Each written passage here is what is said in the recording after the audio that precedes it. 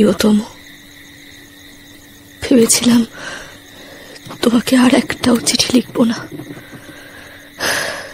কিন্তু পোড়া কপাল এমনই, যত ভাবেই তোমাকে ভুলে যাব ততই তোমার কথা আরো বেশি করে মনে পড়ে। কপালের আর দোষ কি বলো, জন্মাবধি তো সেখানে মরণ লেখাই ছিল। মাঝখানে এক ঝলক আলো নিয়ে হঠাৎ তুমি এসে হাজির হলে।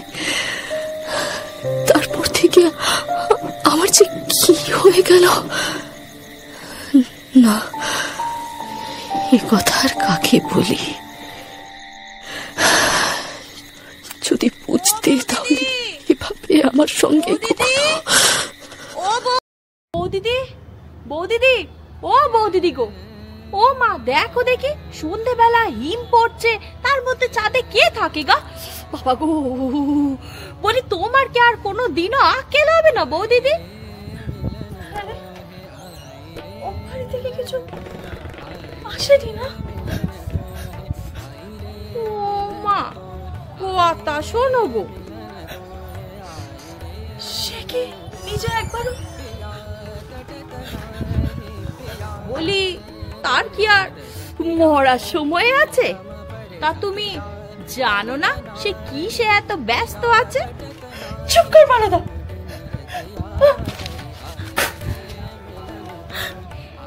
এ মা, ও বৌদিদি কাঁদছো কেন গো? এ মা, আরে দাঁড়াও দাঁড়াও দাঁড়াও, সাবধানে পড়ে টড়ে যাবে যে। ও বৌদিদি কোথায় চলে? আরে দাঁড়াও দাঁড়াও, বৌদিদি শোনো গো। ও বৌদিমণি, বৌদিমণি দৌড় দিলে কেন গো বৌদিমণি?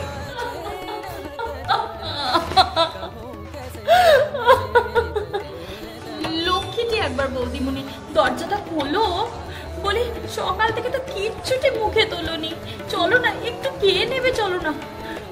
বাড়ির সকলে যদি জানতে পারে কি হবে বলো তো? ও বৌদিমণি বলো না গো। কেন বলো না, কেন করলো বৌদিমণি?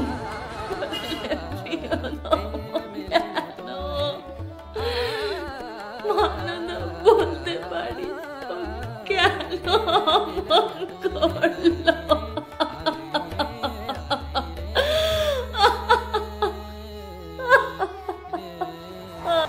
বৌদিমণি কথা শোনো বৌদিমণি। একটু আগে ছাদে বসে চিঠি লিখছিল এবং এখন মানদার তাড়নায় ঘরে দরজা বন্ধ করে বিছানায় উপুড় হয়ে শুয়ে কাঁদছে। তার নাম তরঙ্গিনী। বৌদিমণি ছোট এই বাড়িটায় পা দেওয়ার বছর দুয়েকের মধ্যেই তার স্বামীর কলেরা হয়। বড় তাড়াতাড়ি ঈশ্বরের ডাক শুনতে পেয়েছিল সে, আর তারপর থেকেই তরঙ্গিনীর সিঁথির সিঁদুর আর পায়ের আলতা মুছে গেছে। তরঙ্গিনীর শাশুড়ি বাঙালি মধ্যবিত্ত ঘরের, আর 5 জন চেনা শাশুড়ির মতো নন, এইটুকুই যা রক্ষে। সদ্য কিশোরী মেয়েটিকে থান কাপড়ে জড়াতে পারেননি তিনি। সমাজ সংসার পাড়া প্রতিবেশীকে উপেক্ষা করে মেয়েটির শাড়িতে সরু পাটটুকুকে মঞ্জুর করেছেন তিনি। চুলে সে ফিতেও দেয়। আরো 2-1 টুকরো বিলাস দ্রব্য যে ব্যবহার করে না এমনটা নয়। শাশুড়ি ঠাকুরুন সেসব না দেখার ভান করে থাকেন, তবে কোনো গুরুতর কারণ ছাড়া তার বাইরে পা দেওয়া মানা, আর দিলেও বারণ্যা একজন বয়োজ্যেষ্ঠকে সঙ্গে থাকতেই হবে, এইটাই নিয়ম। আর এই নিয়মটাই শাশুড়ি কিন্তু বেশ কঠোর। অবশ্য তরঙ্গিনীকে বাইরে বেরোতেও হয় না। তার হারানিধি, তার অন্তরের ধন, তার প্রিয়তম নিজেই সে বাড়ির ছাদে কিংবা ঘরে পা টিপে টিপে এসে হঠাৎ তাকে চমকে দেয়, অথবা পিছন থেকে চোখ দুটো টিপে ধরে। হয়তোবা কখনো একেবারে পালকের মতো নরম গলায় ডাক দিয়ে বলে, তোরি। কে? কোথায়? কে? কোথায়?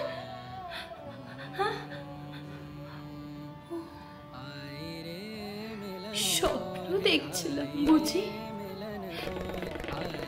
সেই তো সেখানে কি করে আসবে, কেনই বা আসবে,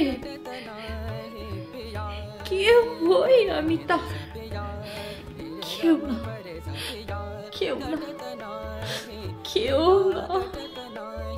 প্রিয়তম হলো আসলে প্রিয়বালা, কিন্তু তরঙ্গিনী যে তাকে কেন প্রিয়তম বলে তা কেউ